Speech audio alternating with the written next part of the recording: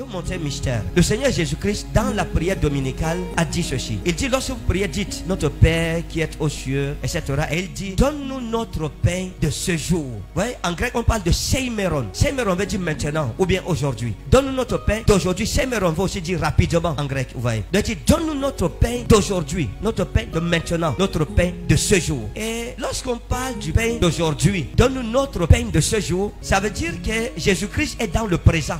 C'est dans la dimension du je suis. Dieu s'appelle je suis, pas j'étais ou je serai. Il dit je suis. Révèle à Moïse, il dit je suis. Voilà pourquoi on l'appelle le rocher des âges. Il ne vieillit pas. C'est-à-dire il est toujours. Il n'y a pas de passé, il n'y a pas de futur. Il est. Donc le temps n'a pas d'influence sur lui. Il est hors du temps. Il n'est pas influencé par le temps, mais c'est lui qui influence le temps. Donc vous voyez, et il dit donne-nous notre pain d'aujourd'hui. Seimeron. Et qu'est-ce que ça voulait dire? Jésus-Christ nous enseignait le pain des générations. Lorsqu'il parle du pain d'aujourd'hui, c'est pas seulement le pain à manger. Non, c'est au-delà de cela. Il s'agit d'un langage spirituel pour des personnes spirituelles. Chaque génération reçoit de Dieu un pain. Et lorsqu'un homme de Dieu ou un enfant de Dieu ne consomme pas le pain de sa génération, il n'a pas la révélation de Dieu pour sa génération.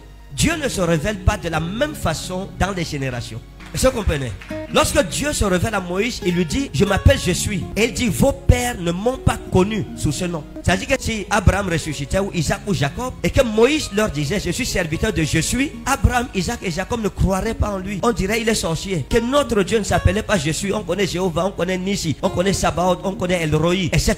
Mais il ne s'appelle pas je suis. Alors, c'était la révélation de la génération de Moïse et non pas celle d'Abraham. Voilà pourquoi aujourd'hui, on a des guerres dans l'église. C'est parce que les gens ne comprennent pas les changements des dispensations spirituelles. Tout simplement. Et donc, il dit non, vos pères ne m'ont pas connu sous ce nom. Et donc, il dit, donne-nous notre pain d'aujourd'hui. Ça veut dire que nous devrions chercher à manger le pain de notre génération. Et Jésus dit qu'il est le pain de vie. Hein? Il dit, Arton Tozoé, le pain qui donne la vie, le pain de vie. Et donc, dans chaque génération, chaque homme de Dieu ou chaque enfant de Dieu doit manger le pain de sa génération. Lorsque tu manges le pain de ta génération, tu es à la page. Tu comprends tous les agissements de Dieu, toutes les opérations de l'esprit de cette génération. Rien ne t'échappe parce que tu manges du pain de cette génération. Mais il faut comprendre que les pains générationnels se périment. Est-ce que vous comprenez?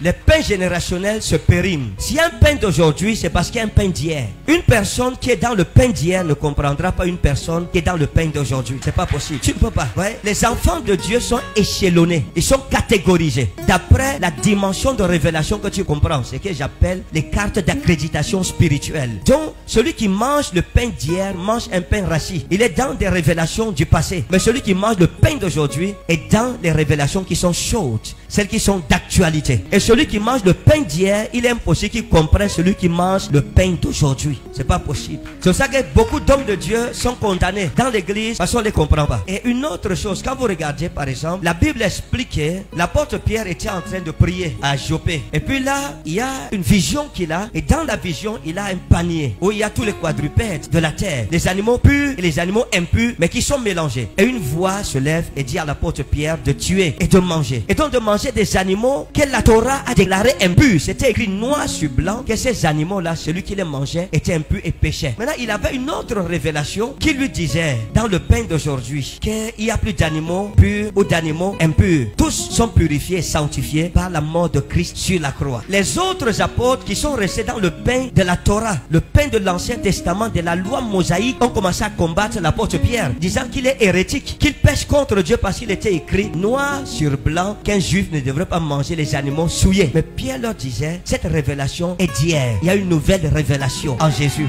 La Bible dit dans Jean chapitre 1, le verset 17, Chronomos, diamauseos edote, kaite aleitehia, kaite charis, dia Yesu Christo et geneto. Il dit la loi est venue par Moïse, mais la vérité et la grâce nous ont été données par Jésus-Christ. Est-ce que vous comprenez? Lui, il était dans la loi, les autres étaient dans la loi, lui, il était dans la dispensation de la grâce et de la vérité. C'était impossible que les autres apôtres puissent le comprendre. Jusqu'à ce que le pain de cette génération de la nouvelle alliance soit aussi apporté aux autres apôtres. Là, ils ont compris qu'ils ont combattu l'apôtre Pierre pour rien. C'est lui qui avait raison. Il y a des gens que nous combattons qui ont raison parce qu'ils ont vu ce qu'on n'a pas encore vu. Ils entendent ce qu'on n'entend pas. Ils mangent ce que nous ne mangeons pas encore.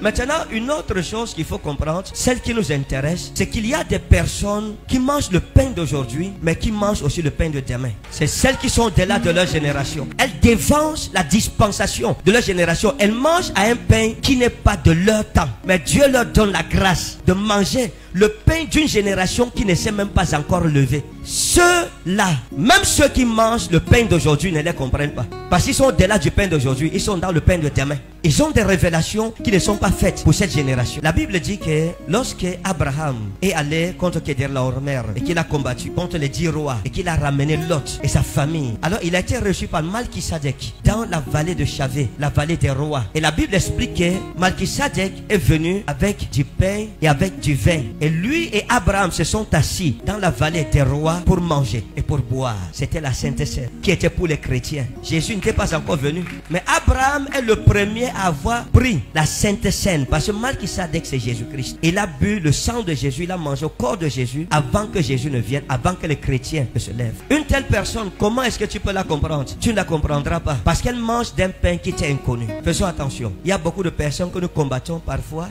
mais c'est Dieu qu'on combat en réalité, parce qu'elles sont dans un grade qu'on n'a pas. Avant de combattre une personne, cherche à connaître quel est son grade spirituel. Vous voyez, c'est un peu comme si un professeur d'université agrégé expliquait les théories mathématiques et un élève du CEP, de la classe de CEP se lève pour le contredire. C'est une folie, mes amis. Et c'est la même chose dans l'église aujourd'hui. Que Dieu nous aide. On doit aller au-delà de notre génération.